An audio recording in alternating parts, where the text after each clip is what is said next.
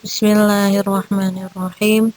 Assalamualaikum warahmatullahi wabarakatuh. Alhamdulillahi rabbil alamin. Wassalatu wassalamu ala asyrafil anbiya'i wal mursalin wa ala alihi wa ashabihi ajma'in. Asyhadu an la ilaha illallah wahdahu la syarikalah wa asyhadu anna Muhammadan abduhu wa rasuluh la nabiyya ba'da amma ba'du.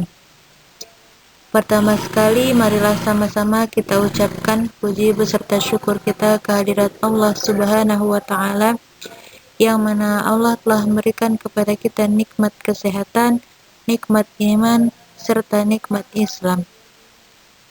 Selawat bertangkaikan salam, marilah sama-sama kita curahkan kepada Nabi kita Muhammad Sallallahu Alaihi Wasallam,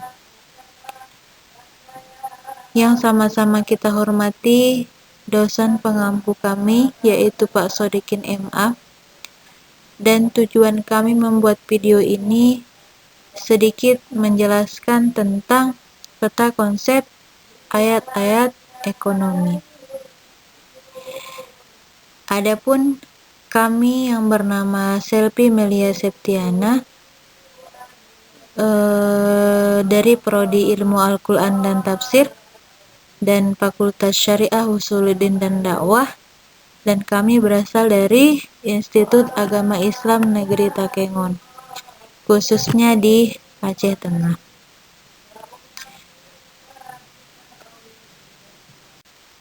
Nah, pada video kali ini kami akan sedikit menjelaskan tentang apa-apa saja yang dipelajari dalam tafsir ayat-ayat ekonomi. Nah, di sini kami membuatnya peta konsep menjadi 5 bab.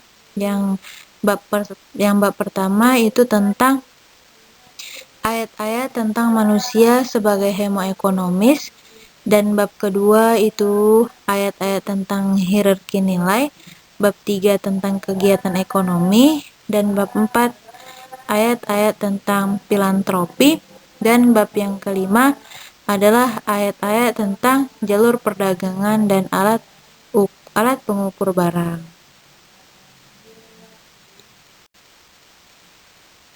Nah, adapun untuk bab 1 itu pembagian ayat-ayat tentang manusia sebagai homo ekonomis itu terbagi menjadi 3. Yang pertama itu ada manusia sebagai khalifah Allah di bumi, yang kedua keragaman usaha manusia, dan yang ketiga kecintaan manusia kepada harta.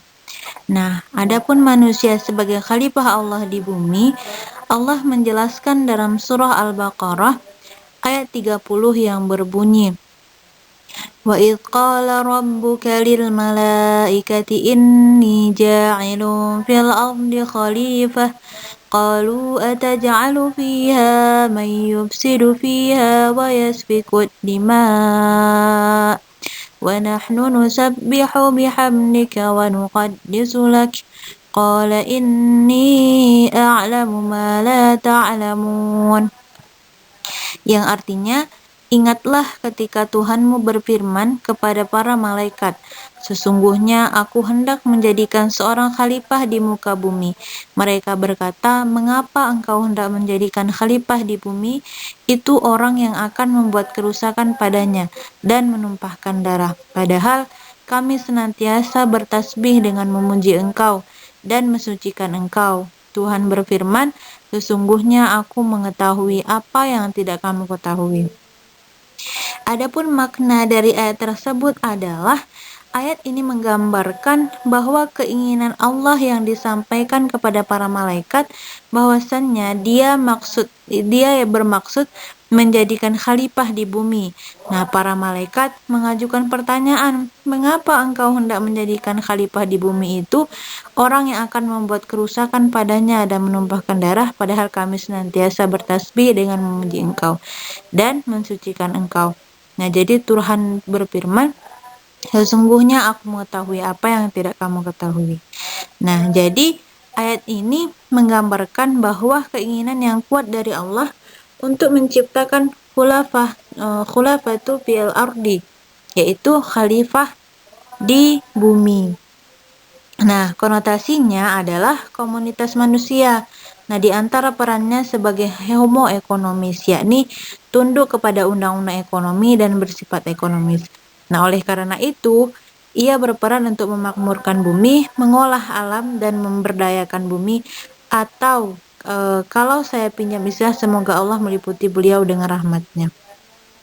Nah, jadi Allah menginginkan setiap manusia itu menjadi pemimpin atau menjadi khalifah di bumi. Nah, tujuannya apa? Untuk memperbaiki kerusakan di bumi ini, seperti itu. Nah, adapun yang kedua itu tentang keragaman usaha manusia. Nah, sebagaimana dalam surah Al-Lail yang berbunyi, A'udzu billahi minasyaitonir rajim. Bismillahirrahmanirrahim. Wal-laili idza yaghsha wan-nahari idza tajalla. Wa ma khalaqadz dzakara wal untha inna sa'yakum lasyatta. Yang artinya, demi malam apabila menutupi cahaya siang dan siang apabila terang benderang, dan penciptaan laki-laki dan perempuan, sesungguhnya usaha kamu memang berbeda-beda. Nah, adapun makna daripada ayat di atas adalah bahwa surah Al-Lail ini menegaskan sesungguhnya usaha manusia memang berbeda-beda. Nah, sumpah Tuhan demi malam apabila menutupi cahaya siang, dan siang apabila terang benderang, seolah-olah pertanda kapan manusia harus memulai usahanya dan kapan manusia harus beristirahat, seperti itu. Nah, selanjutnya itu tentang kecintaan manusia kepada harta. Sebagaimana dalam surah Al-Kahfi diterangkan yang berbunyi, A'udzu billahi minasyaitonir rajim. Bismillahirrahmanirrahim. Al-malu wal banuna zinatul hayatad dunya wal baqiyatus salihatu khairun 'inda rabbika thawaban wa khairun amala. Yang artinya, harta dan anak-anak adalah perhiasan kehidupan dunia, tetapi amalan-amalan yang kekal lagi salih adalah lebih baik pahalanya di sisi Tuhanmu, serta lebih baik untuk menjadi harapan. Nah, di kesimpulan yang diambil dari ayat tersebut adalah Allah menciptakan harta dan anak-anak itu sebagai perhiasan. Nah, bahkan kecenderungan manusia kepada harta benda dan anak-anak adalah suatu keniscayaan. Nah, manusia hendak menyadari pula semua itu hanyalah perhiasan kehidupan dunia yang bersifat sementara. Nah, ada yang lebih berharga dan lebih tinggi nilainya di mata Tuhan dari semua itu, yakni amal-amal soleh kita. Oleh karenanya, hendaknya harta dan anak-anak menjadi media beramal soleh. Nah, ini makna dari kecintaan manusia kepada harta.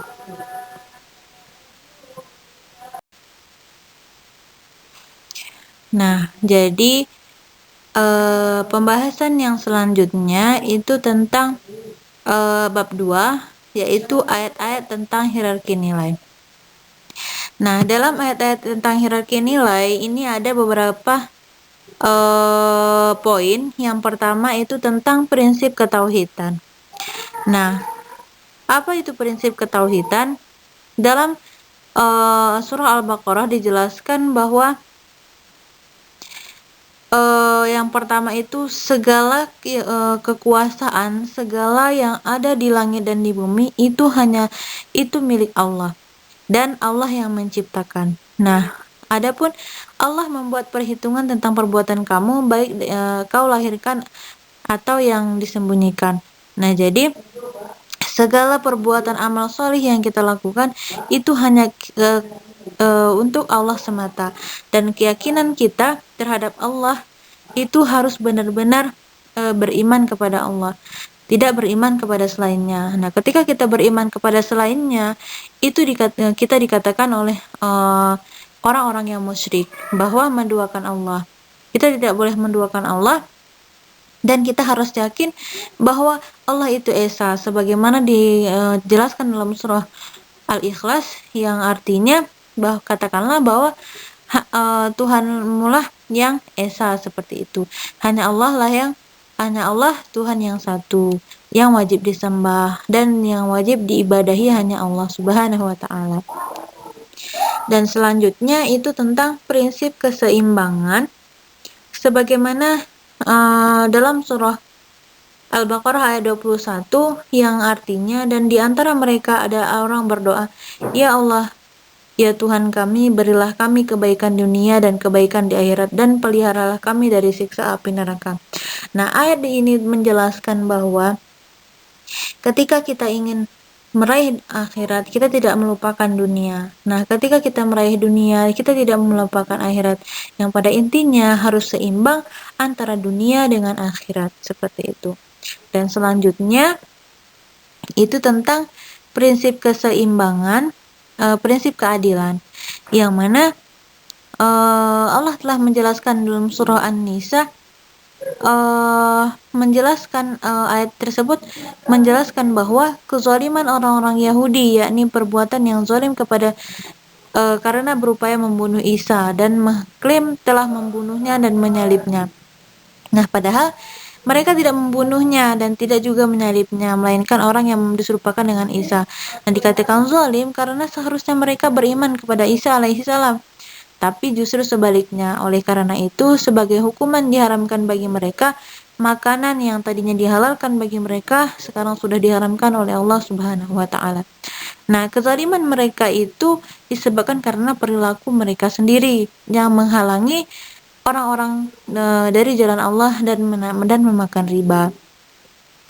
Dan selanjutnya itu nilai instrumental zakat.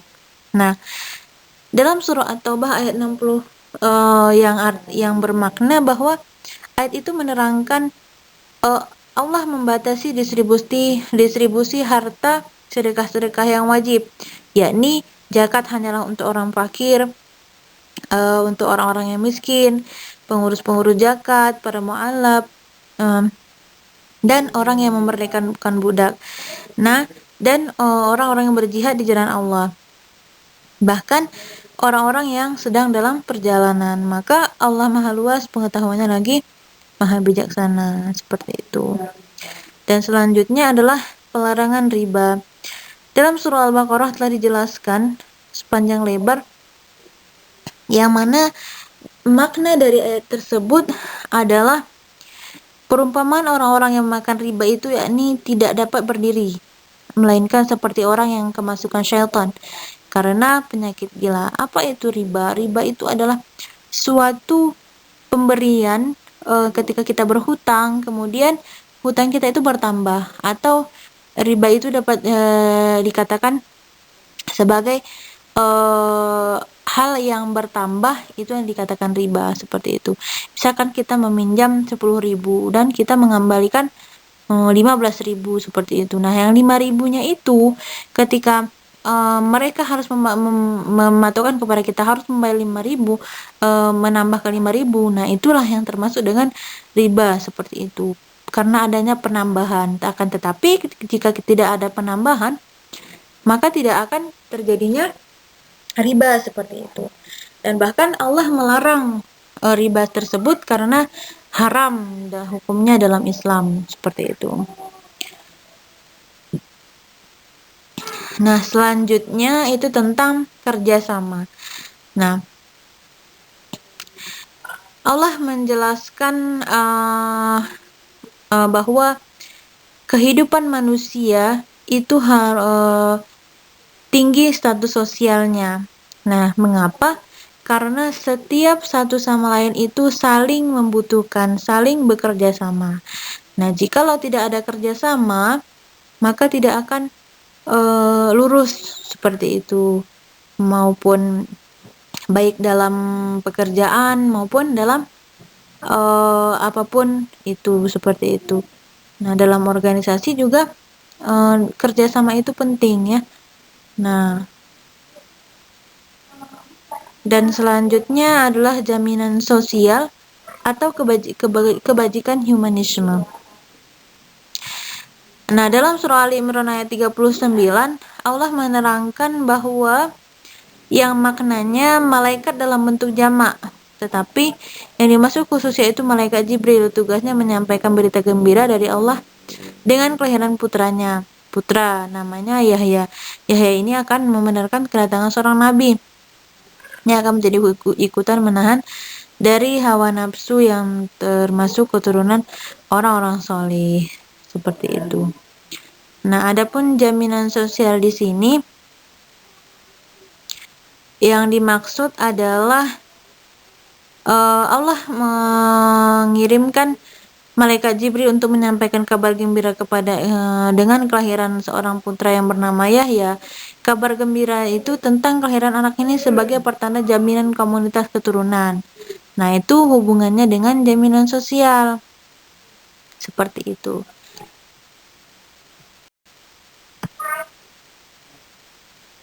Adapun selanjutnya itu tentang bab 3, kegiatan ekonomi. Nah, dalam kegiatan ekonomi itu ada terbagi menjadi 3, yaitu produksi, distribusi, dan konsumsi. Nah, dalam produksi itu ada yang namanya al-ba'i, yaitu jual beli atau muamalah. Sebagaimana Allah telah menghalalkan jual beli dan mengharamkan riba, seperti itu. Dan selanjutnya yaitu tentang beraktivitas di berbagai penjuru bumi. Nah, jadi dalam surah Al-Muluk yang artinya dialah yang menjadikan bumi itu mudah bagi kamu, maka berjalanlah di segala penjurunya dan makanlah bagian dari rezekinya dan hanya kepadanya lah kamu kembali. Jadi makna dari ayat tersebut adalah Allah menjadikan bumi ini mudah diberdayakan, dikelola atau dikuasai untuk hidup dan kehidupan manusia di berbagai penjuru di bumi. Nah, kegiatan ekonomi tidak hanya berfokus pada satu tempat saja. Manusia disuruh melakukan hijrah untuk mencari kehidupan yang lebih banyak dan lebih layak dengan tetap berpegang teguh kepada tali Allah atau agama Allah Subhanahu wa taala. Dan selanjutnya beristirahat dan bekerja. Nah, jadi Allah memberikan atau memerintahkan kepada kita menjadikan malam itu sebagai pakaian karena malam itu gelap, menutupi jagat sebagai pakaian menutupi tubuh manusia. Intinya ketika malam kita beristirahat, ketika sudah terang, kita bekerja kembali, seperti itu. Nah, adapun distribusi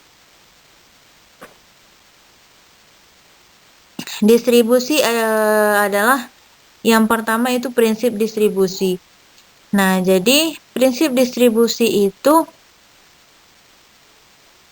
ayat ini berbicara tentang prinsip distribusi harta rampasan perang yang disebut al-fai'i atau yang diperoleh dari orang-orang kafir dengan mudah tanpa pengerahan pasukan sebagai lawan dari ghanimah atau adalah untuk Allah, untuk Rasul, kaum kerabat, anak-anak yatim, orang-orang miskin, dan orang-orang yang dalam perjalanannya supaya harta itu jangan beredar di antara orang-orang kaya saja, di antara kamu. Yang selanjutnya itu konsumsi.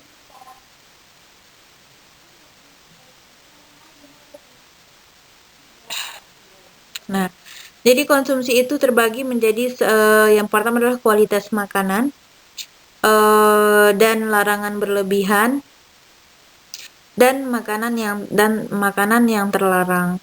Nah, adapun kualitas makanan itu Allah menyuruh kepada orang-orang yang beriman untuk memakan makanan yang baik-baik dan di antara rezeki yang diberikannya. Nah, jadi kita harus memakan yang memang dibutuhkan oleh tubuh kita, seperti itu. Dan selanjutnya makanan larangan berlebihan. Nah, ketika kita makan janganlah berlebihan dalam berpakaian, dalam makan, dan makan minumlah dan janganlah berlebihan dan janganlah berlebih-lebihan, seperti itu. Intinya apa yang kita butuhkan itu saja yang kita makan atau minum. Adapun makanan yang terlarang, adapun makanan yang dilarang oleh Allah Subhanahu wa taala sebagaimana yang dalam firman-Nya Al-Baqarah ayat 173 yang bahwa Allah mengharamkan bagimu bangkai, darah, daging babi dan binatang yang ketika disembelih itu tidak disebut dengan nama Allah Subhanahu wa taala. Akan tetapi barang siapa dalam keadaan terpaksa memakannya sedangkan dia tidak menginginkannya dan tidak pula melampaui batas, maka tidak akan ada dosa baginya. Nah, jika ketika kita memakan misalkan makanan yang haram namun mudarat, maka itu dihalalkan bagi Allah Subhanahu wa taala.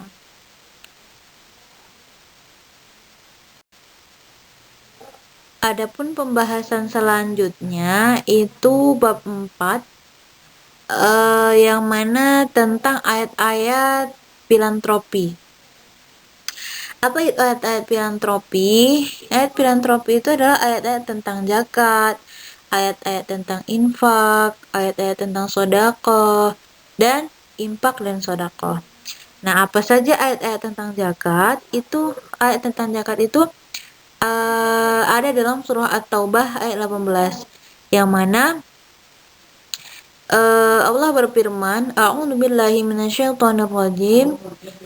Innama ya'muru masajidallahi man amana billahi wal yawmil akhir wa aqamas salata wa ataz zakah wa lam yakhsha illa Allah fa'asa ulaika ay yakunu minal muhtadin.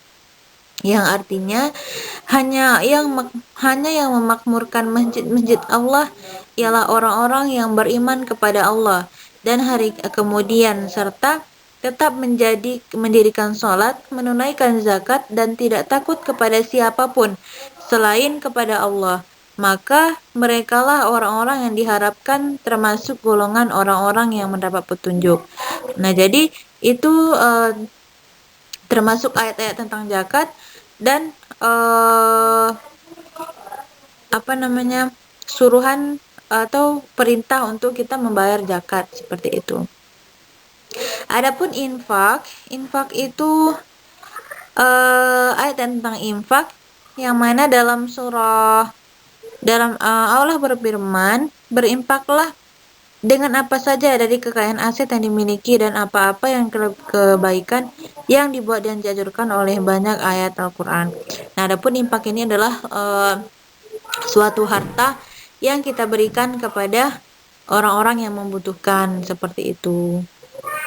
Nah, adapun ayat-ayat tentang sedekah itu ada dalam surah Al-Baqarah ayat 264 yang artinya, hai orang-orang yang beriman, janganlah kamu menghilangkan pahala sedekahmu dengan menyebut-nyebutnya dan menyakiti perasaan si penerima. Jadi ketika kita bersedekah, jangan lagi kita ungkit-ungkit yang telah kita berikan. Nah, ketika kita berikan, jangan lagi diingat-ingat apa yang kita sedekahkan, seperti itu. Nah, infak dan sedekah. Adapun bedanya infak dengan sedekah itu infak itu adalah suatu pemberian yang tidak kita harapkan suatu apapun atau timbal balik dari yang kita berikan seperti itu. Nah, adapun zakat itu sudah ada takarannya tersendiri ataupun harta yang kita keluarkan harta yang kita keluarkan yang harus kita keluarkan dan wajib kita keluarkan seperti itu.